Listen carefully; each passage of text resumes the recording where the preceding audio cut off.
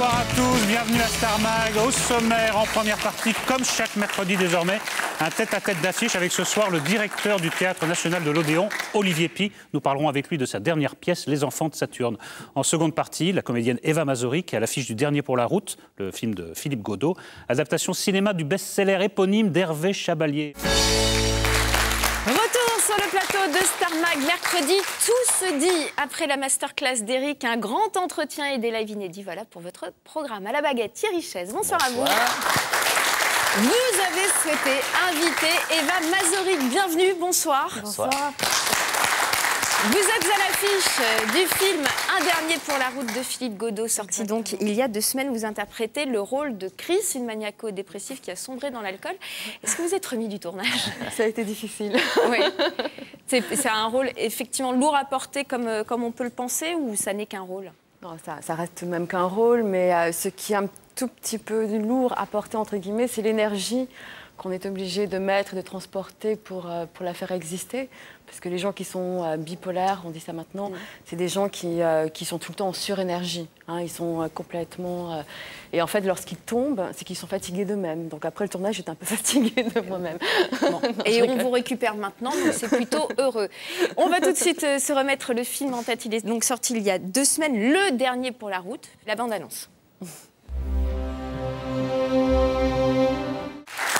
Le Dernier pour la route qui est donc sorti et qui par les lecteurs d'écran total a reçu un taux de haute satisfaction de plus de 80%, ce qui est le meilleur pour le mois dernier. Donc c'est toujours bon signe, ça veut dire que ça marche, qu'il faut y aller. Et qu'il faut y aller aussi parce que vous êtes dans ce film où moi je suis toujours impressionné par les gens qui jouent ou les alcooliques ou les ex-alcooliques, parce que c'est moi le truc le plus dur à jouer. Pas en faire trop. Comment est-ce qu'on travaille en amont, en tous les cas, ce rôle pour éviter tous ces pièges? J'imagine qu'il y a le regard du réalisateur Philippe Godot, mais vous, de votre côté, comment ça se passe?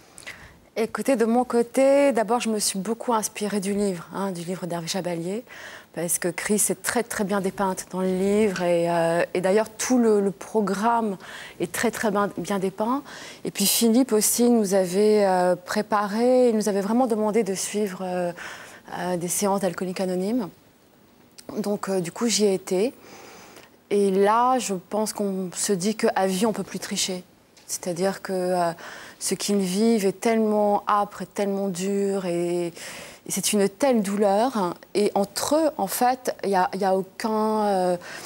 personne ne se plaint. Tout le monde cherche à s'en sortir et à se délivrer de ce drame. Donc c'est ça, en fait, qui était la force du film, c'est que tous ensemble, d'essayer de faire en sorte de rendre compte que ces gens peuvent s'en sortir, mais tous ensemble. Voilà. Comment est-ce qu'on vit ce tournage, puisqu'il y a une sorte de troupe, en l'occurrence tous les gens qui sont là autour de François Cluzet? Est-ce qu'il y a eu cette ambiance aussi là de troupe? Parce que c'est des comédiens qui viennent d'univers très différents, des plus connus, des moins connus.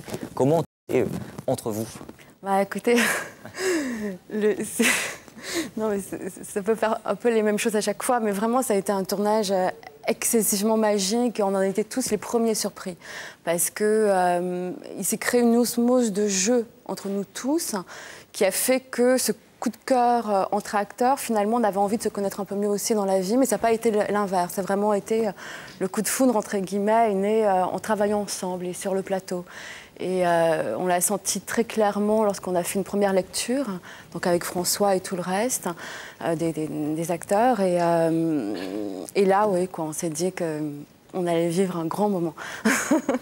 Vous êtes la preuve vivante donc qu'on peut passer de la télévision au cinéma, parce qu'on vous voit régulièrement à la télévision, et donc là vous avez, grâce à Philippe Godot, le rôle.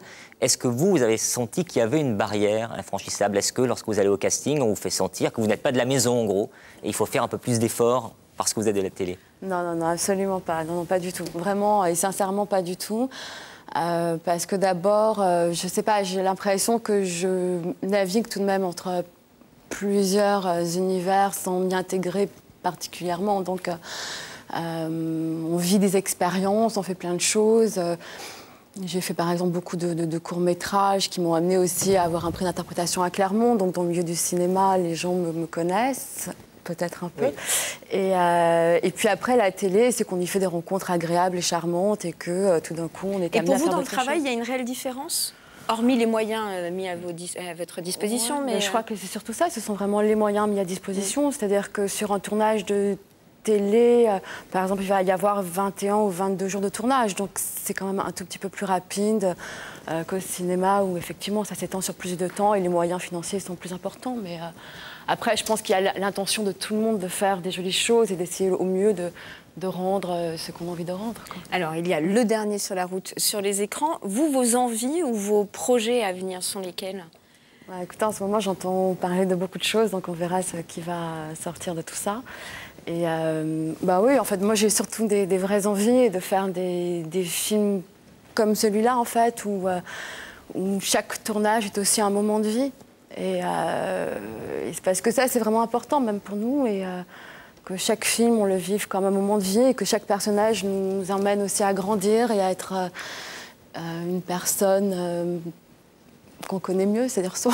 En tout cas, le film a apporté déjà des bouts de propositions, et dans tous les cas, j'imagine que... Il y a un avant et un après Le Dernier pour la route. En tout cas, c'est votre ressenti.